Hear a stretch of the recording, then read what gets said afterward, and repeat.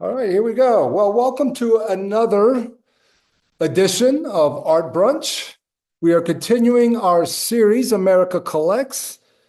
This week, Peggy Guggenheim. I'm sure most of you are familiar with her. Now, Peggy was born in 1898 to a very wealthy family. Her mother's side were the Seligmans, a rich, decidedly upper class family that was into banking. The Guggenheims were considered nouveau riche, mainly from mining. Now, Peggy was the youngest of three girls, Hazel to her left in that left photo, and Benita is the one standing. Peggy was told that she was the least attractive of the Guggenheim sisters. Peggy was considered the black sheep of the family, with little hopes that she would amount to anything. The Guggenheims viewed her as, quote, enfant terrible, the terrible infant. Her family's greatest hope for her was that she marry someone from a wealthy family. Not exactly an inspiring goal for Peggy. Now, I realize that some of us may have little sympathy for the problems of extremely wealthy people. Some of us might even assume that money really can buy happiness, but suffering is available to all. The need to find one's place in the world, to create oneself, is no respecter of income. And for Peggy Guggenheim, her family's prescription for a successful life suffocated her free spirit.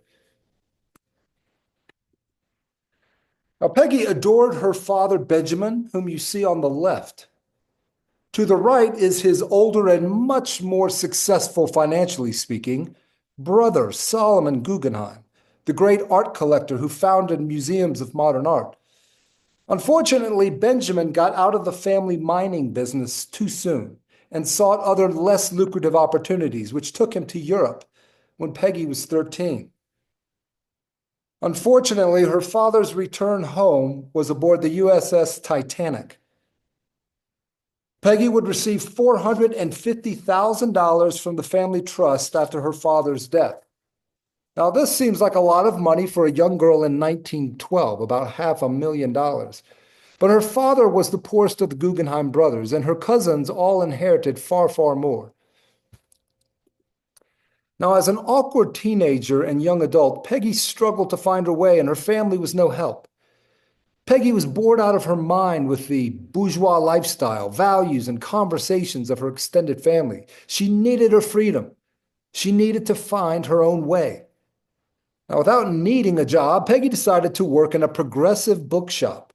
And there she first learned of the modern art and literature movements of Paris and the bohemian life such artists and writers were living. Now, that sounded much more exciting than finding a wealthy husband. So she immediately packed her bags for the City of Light.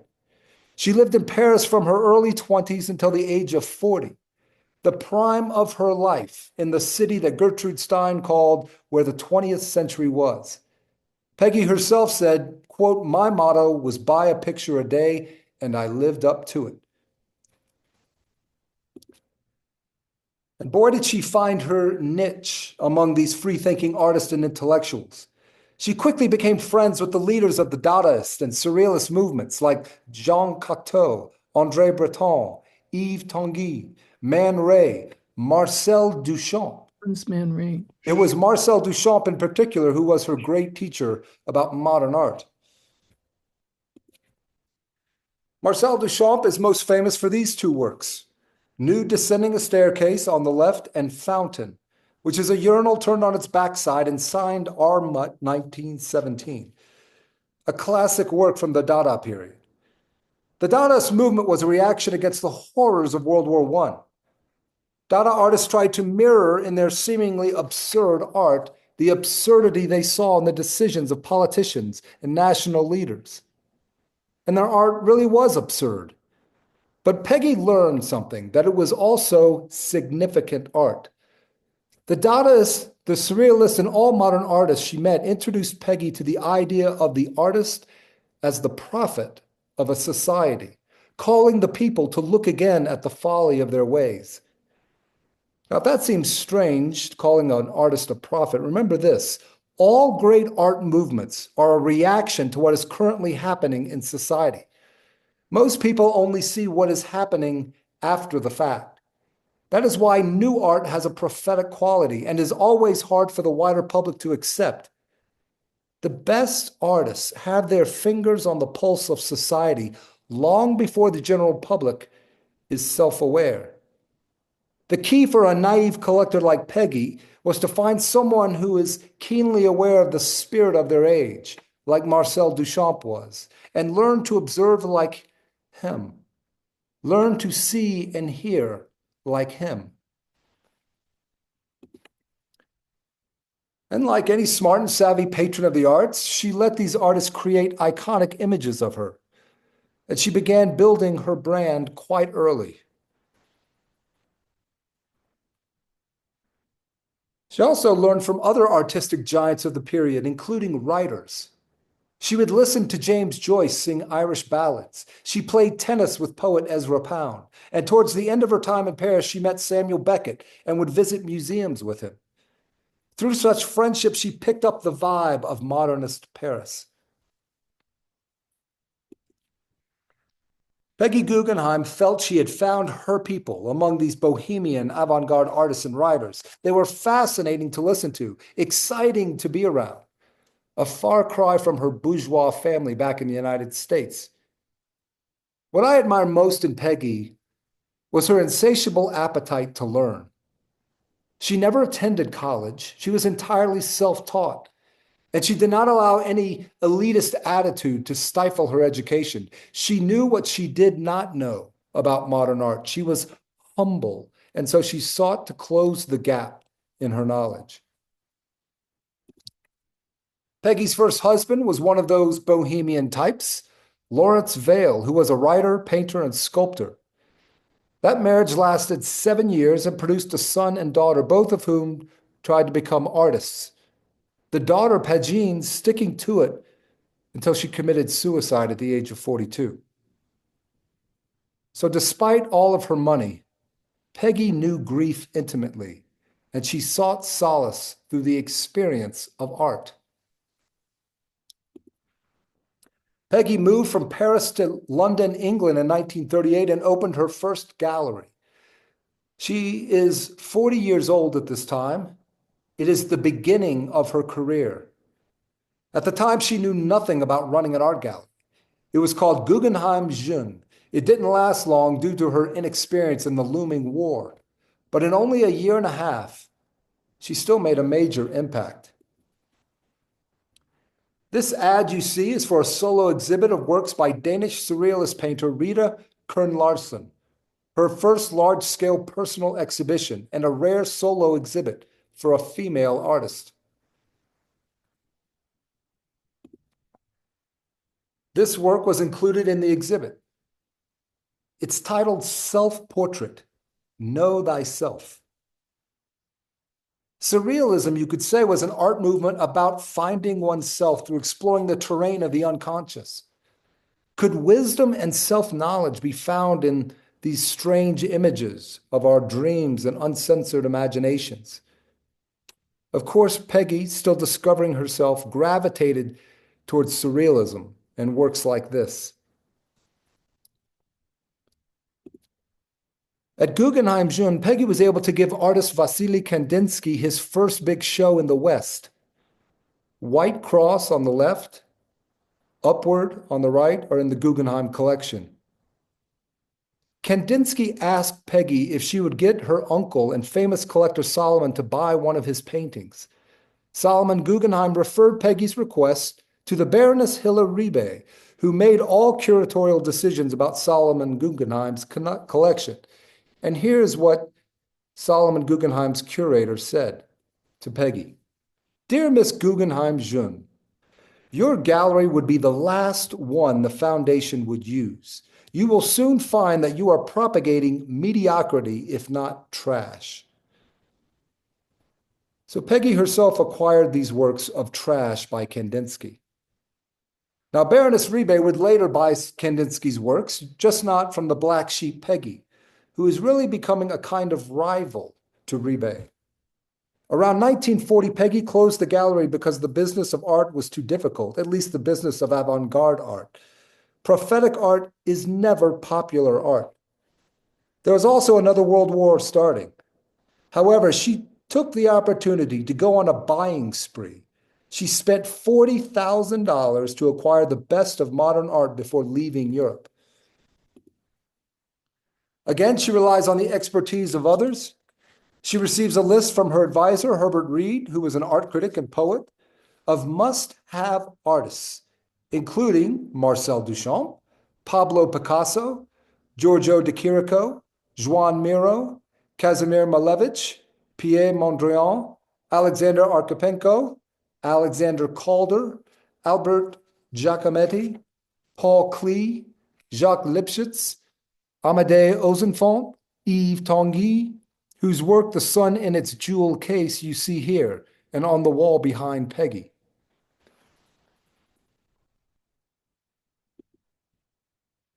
She also trusted her own eye and purchased these works. Albert Glee's Women with Animals on the left. And on a day when the German army was just about to enter Paris, she purchased the work on the right, Constantin Brancusi's Bird in Space. Many of these artists were included in the infamous Nazi exhibit of degenerate art in 1937. I wonder if the Fuhrer understood that there is no such thing as bad publicity to an artist. Even some high-ranking German officers knew at the time that some of this degenerate art would be extremely valuable one day. Because of the war, artists not only were fleeing Europe, hoping to come to America, but were also financially desperate and more than happy to sell their work at bargain prices to Peggy Guggenheim. On this buying spree, Peggy purchased Joan Miro's Dutch interior, number 2, and this cubist work by Picasso titled The Poet. Because of the war, art dealers were hightailing it out of Paris at the time, and Peggy was in danger of being captured and sent to a concentration camp herself. She is, after all, a Jew peddling degenerate art. Peggy not only was able to use her $40,000 to acquire cheaply an art collection now valued in the billions of dollars, but also helped artists flee Europe. Here, Peggy is surrounded by exiled European artists just after returning to New York City. You'll recognize several of the names.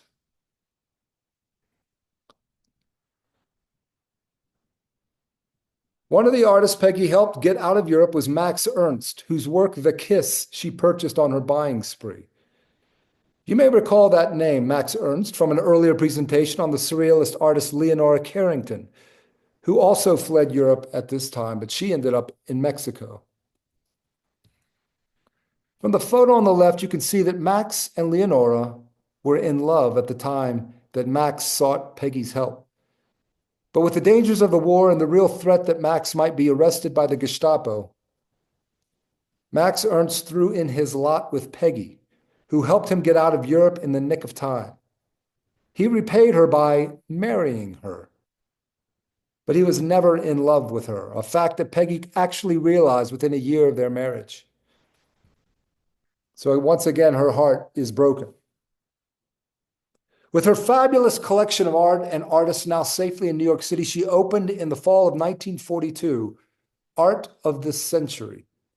She opened it, and it became one of the truly international art galleries in America, showcasing European art along with American art. In fact, American art at this time exploded onto the international scene, thanks in large part to Peggy's efforts.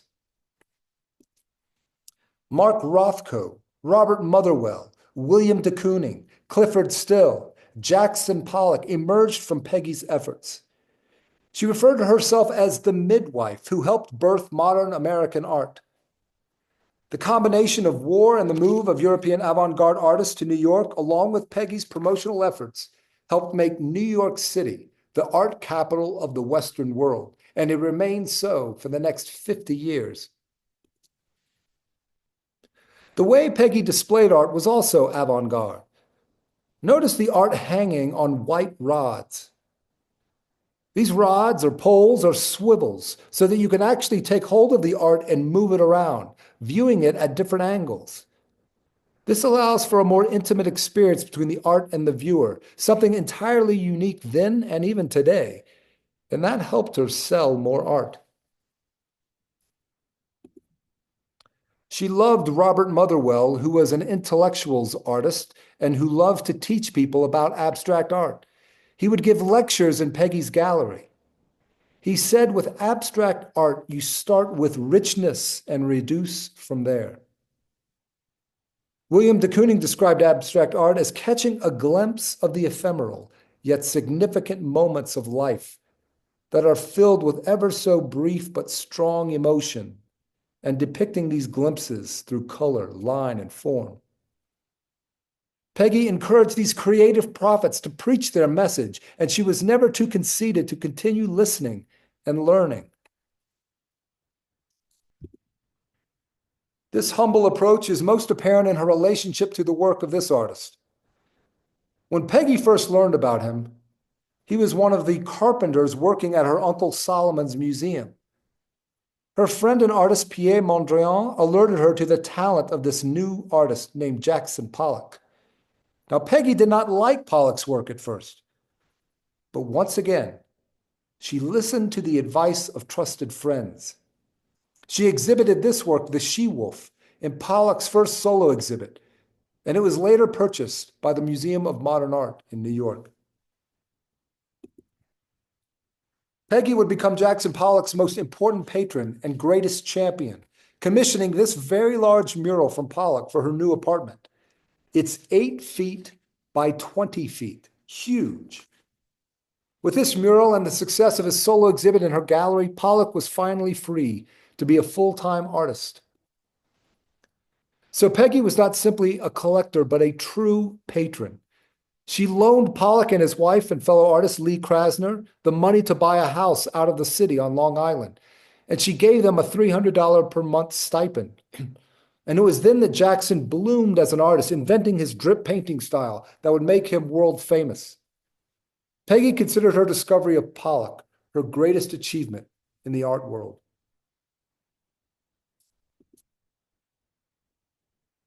Peggy also put on an historical exhibit of exclusively women titled 31 Women. It might be the first time in either the United States or Europe there was a group exhibition of only women artists.